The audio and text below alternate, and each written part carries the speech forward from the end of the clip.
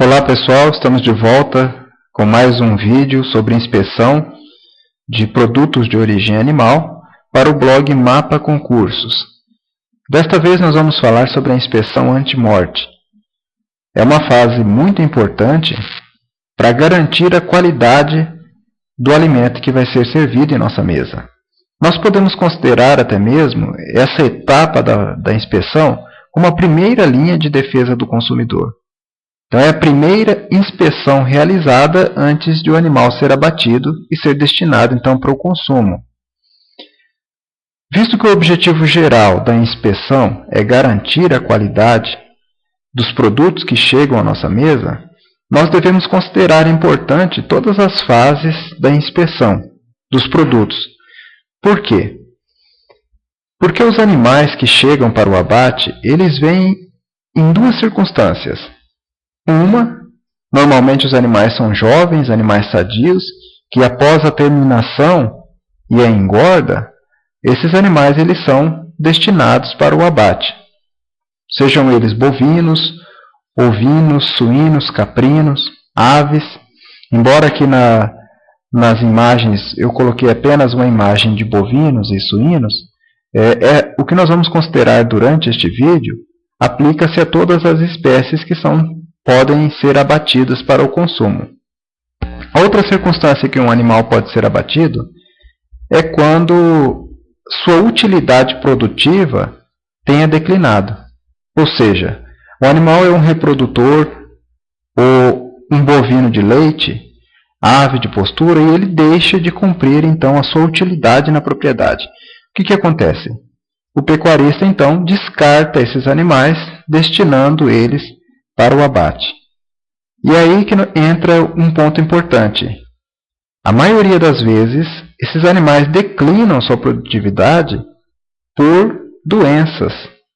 Então, geralmente a principal causa é alguma doença. Por isso é importante a inspeção. E a inspeção anti-morte acaba sendo, então, a primeira linha para verificar se o animal não possui alguma doença ou alteração que possa interferir na qualidade do produto. Assim, a inspeção anti-morte, ela não só é muito importante, mas é necessária para manter a qualidade do produto.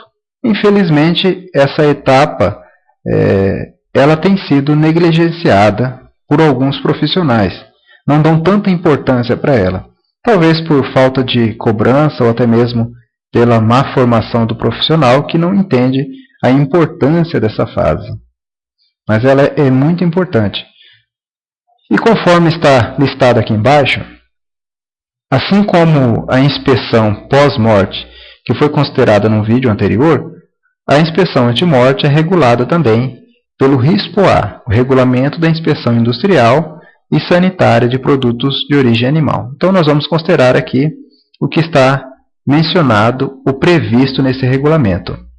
Nós vamos falar na sequência aqui sobre definições e procedimentos dessa inspeção. Primeiro, vamos ver aqui o que é a inspeção anti-morte.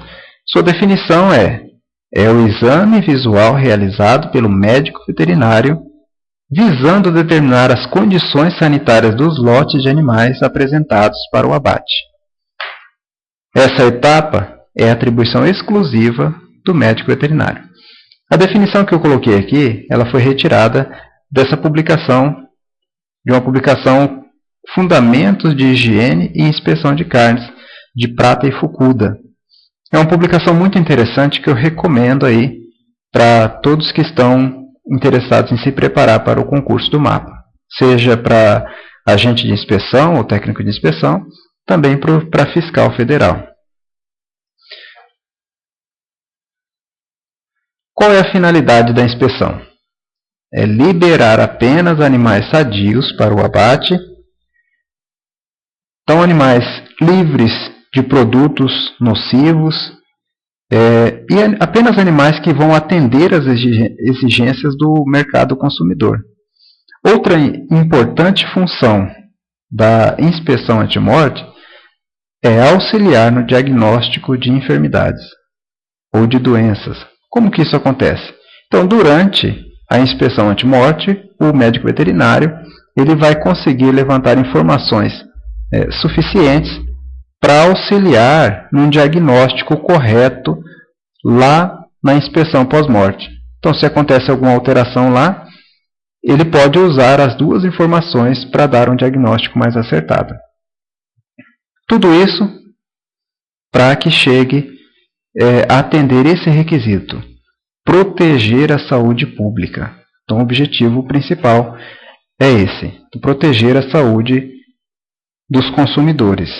Por isso,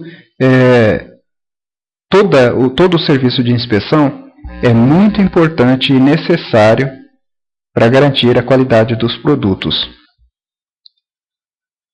Quais são os objetivos da inspeção antemorte? Impedir o consumo de produtos que apresentem alterações que não podem ser detectadas na inspeção pós-morte. Está aí a importância, o que mostra como essa fase é realmente importante para garantir a qualidade dos produtos. Então, existem muitas alterações e algumas doenças que não podem ser detectadas simplesmente lá no exame pós-morte, no exame das vísceras. Por quê? Talvez algumas doenças, por exemplo, como a raiva aftosa, o tétano também, eles apresentam sintomas, os animais vão apresentar alguns sintomas, mas não alterações macroscópicas, ou alterações que podem ser percebidas no exame das vísceras, lá no pós-morte. Então, por isso é importante a observação do comportamento dos animais durante a chegada dos animais e a estada deles lá no curral.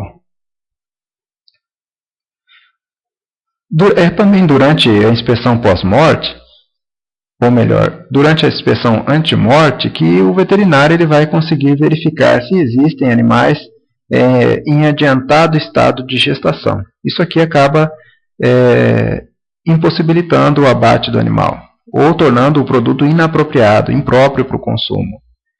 Já no caso dos suínos, por exemplo, o médico veterinário vai verificar se existe a presença de animais inteiros, animais não castrados, ou animais que foram castrados recentemente. Também são animais impróprios para o consumo. Animais caquéticos. Outro objetivo importante também da inspeção antemorte é evitar contaminação desnecessária dos equipamentos e instalações na sala de matança por animais doentes. Ou seja, o veterinário vai identificar um animal que está suspeito de ter uma doença que é altamente infecciosa. Esse animal ele vai ser direcionado para o curral de observação. Posteriormente, se for confirmada a suspeita, ele vai ser abatido no matadouro sanitário. Então, ele não vai entrar dentro da sala de matança, o que iria contaminar os equipamentos, as instalações e também contaminar os manipuladores das carnes. Então, esse é um objetivo muito importante da inspeção antemorte. Mas para que tudo ocorra de maneira ordeira e organizada, que tudo ocorra corretamente durante a inspeção antemorte, o estabelecimento ele deve apresentar algumas facilidades para que tudo ocorra bem. E essas facilidades elas estão previstas no risco A também.